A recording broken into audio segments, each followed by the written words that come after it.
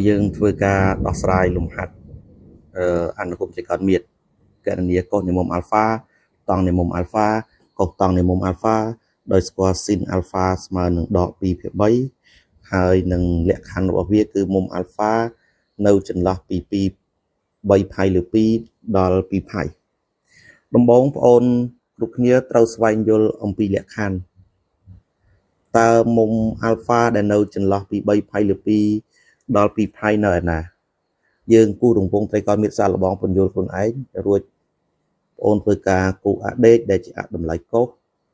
ហើយគូអាឈរមួយដែលជាអតំណាងឲ្យតម្លៃស៊ីនបើសិនយើងពិនិត្យមុំរបស់យើងមុំ0នៅទីនេះយើងបន្តពីមុំ0ឡើងដល់មុំផៃលើ2នៅទីនេះហើយយើងបន្តចេញទៅផៃរួចបន្តទៅ3ផៃលើ2ហើយយើងបន្តរហូតដល់0វិញគឺ2ផៃដូច្នេះយើងសង្កេតឃើញថា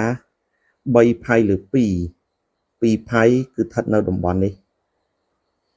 ដែលស្ថិតនៅក្នុងកាត់ត្រង់ទី4ដូច្នេះសន្និដ្ឋានថាមុំអាល់ហ្វាដែលយើងកំពុងសិក្សាគឺស្ថិតនៅក្នុងកាត់ត្រង់ទី4នៅក្នុងកាត់ត្រង់ទី4នេះវាបង្កើតកុស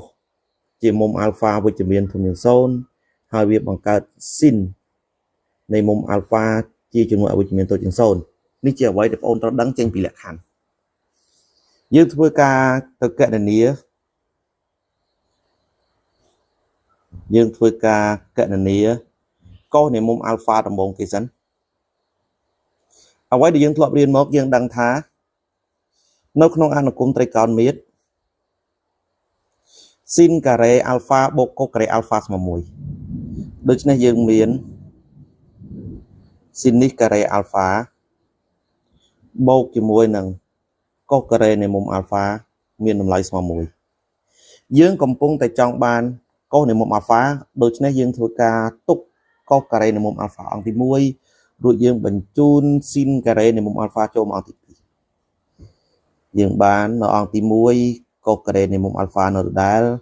អង្គទី2 1រក្សានៅដដែលបញ្ជូនស៊ីនការ៉េមកវាបដូរទៅជាដកស៊ីននេះការ៉េនៃមុំអាល់ហ្វាយើងដឹងទៀតថាស៊ីននេះនៃមុំអាល់ហ្វាមានតម្លៃស្មើនឹងដក2/3យើងធ្វើការជំនួសដក2/3ចូលក្នុងស៊ីនយើងបាន1ដកស៊ីនបដូរស៊ីនទៅជាដក2/3រួចលើកជាការ៉េយើងបាន1ដកលើកជាការ៉េដកលើកជាការ៉េបានបូកយើងអត់សរសេរទេបងអូននៅសល់2ការ៉េបាន4លើ3លើកជាការ៉េបាន9យើងធ្វើការតម្រូវភាគបែងឡើង9ដក4សល់5លើ9យើងធ្វើការបំបត្តិការ៉េដោយបញ្ជូនការ៉េចេញការ៉េផ្លាស់ប្ដូរទៅជា radical យើងទាញបានថា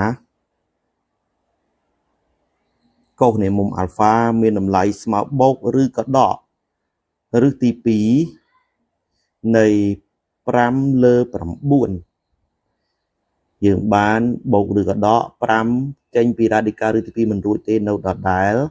ហើយ9ចេញបាន3យើងសង្កេតឃើញថាកុសដែលចេញមកមានពីរតម្លៃបូកដកប៉ុន្តែតាមលក្ខខណ្ឌរបស់យើង3ផៃលើ2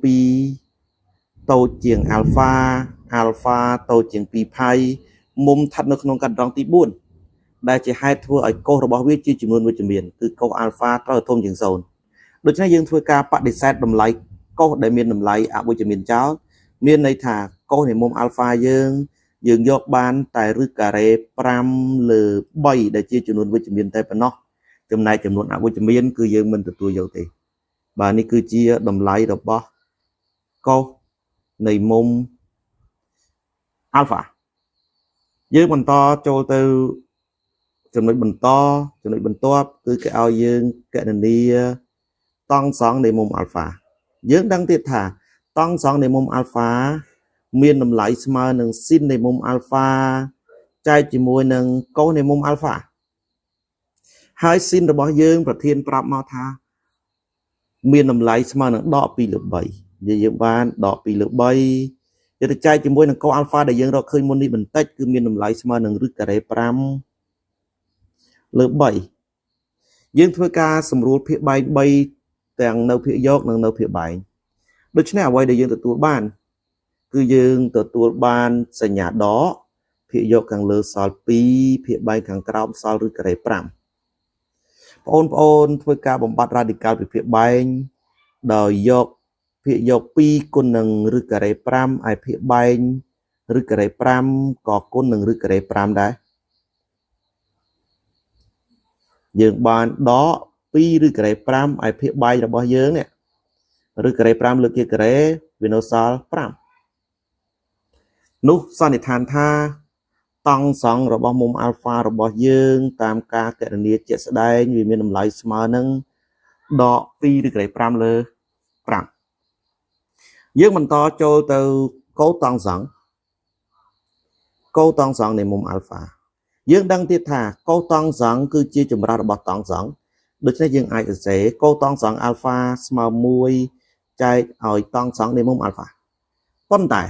មុនពេលបំបត្តិ radical ភាគបែងតង់សង្ឃរបស់យើងមានតម្លៃស្មើដក2លើឬការ៉េ5ដូច្នេះចម្រាស់របស់ដក2លើឬការ៉េ5គឺមានតម្លៃស្មើនឹងដកឬការ៉េ5លើ2